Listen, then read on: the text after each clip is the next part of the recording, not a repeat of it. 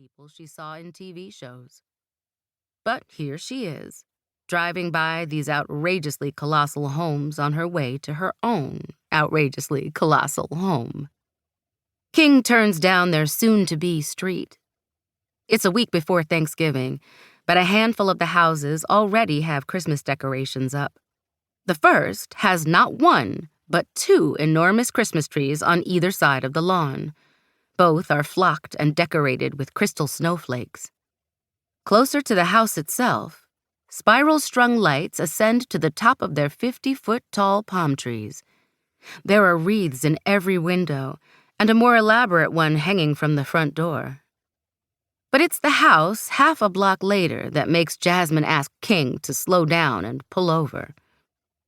"These people aren't playing," King says.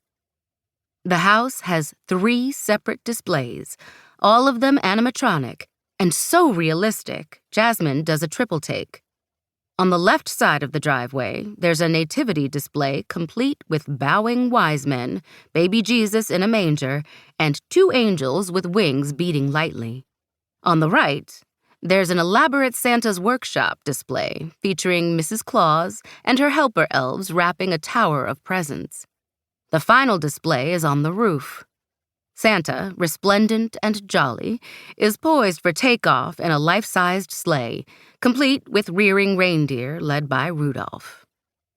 But the most incredible part to Jasmyn, the part that makes her smile wide, is that all the figures are black. Santa and Mrs. Claus, the angels and the elves, baby Jesus and the 3 wise men, every one of them a shade of brown.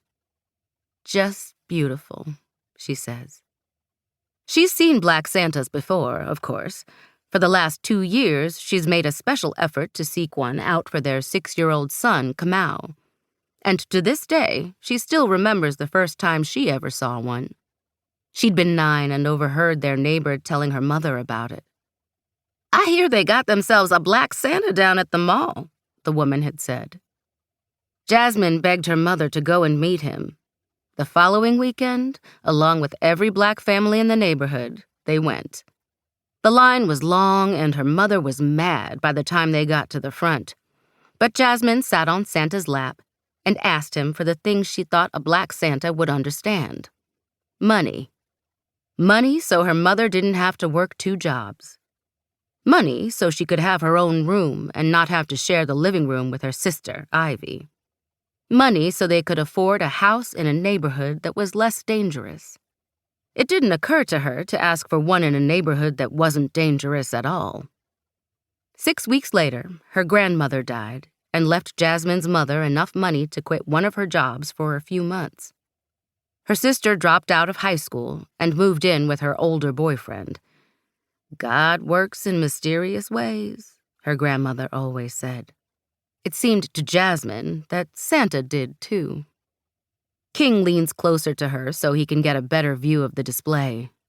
"We definitely making the right move, baby," he says. He says it because at first Jasmyn had taken some convincing. Liberty is something more than a neighborhood and less than a township. According to the brochure, it's a community. A gated, outrageously wealthy, and black community. "A black utopia," King had said when he first told her about it. "Everyone from the mayor to the police chief to the beat cops to the janitors, all black." "How can they keep it all black legally?" she asked. Kingston eyed her like she was naive. "How many white folks you know want to move into a predominantly black neighborhood?" She conceded the point. "It's a place where we can be free to relax and be ourselves," Kingston said. She was skeptical still. "There are no utopias," she told him. "Certainly not for black people, and certainly not in America. Not anywhere in the world if she was being real." She reminded him that black utopias had been tried with little success before. Allensworth and Soul City, for example. "This one will last," he'd insisted. And she'd wanted him to be right. Wanted to live in a place surrounded by like-minded, thriving black people.